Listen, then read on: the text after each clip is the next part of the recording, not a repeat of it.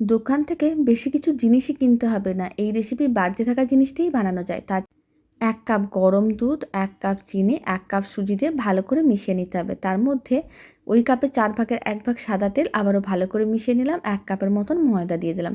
খুব ভালো করে সমস্ত কিছু মিশিয়ে নিতে হবে আর এরকম একটা মিডিয়াম ঘনত্বের ব্যাটার রেডি করতে হবে। ১/২ কাপের মতন গুঁড়ো দুধ দিয়ে দিলাম। সমস্ত কিছুই চা কাপ মেপে দিলাম।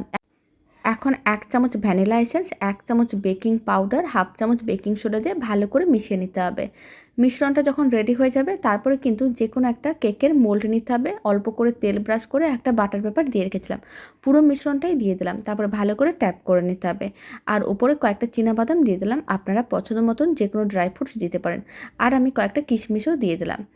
এখন কেকটাকে বেক করতে হবে। তার জন্য একটা কড়াইকে আগে থেকে গরম করে রেখেছিলাম। তার উপর একটা স্ট্যান্ড রেখে কেকের পাত্রটি রেখে দিলাম।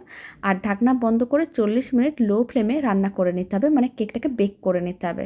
৪০ মিনিট হয়ে গেলেই কেকটা রেডি হয়ে যাবে। এখন কেকটা চেক করে দেখিয়ে দিলাম। এবার কেকটাকে ডিমোল্ড করে নিতে হবে। আর কেকটাকে এইভাবে কিন্তু সাইডগুলোকে আলাদা করে তারপরে ডিমোল্ড করতে হবে। বাড়িতে বানিয়ে দেখতে পারেন। খেতে বেশ ভালো হয়। আশা করি আপনাদেরও খুবই ভালো লাগবে।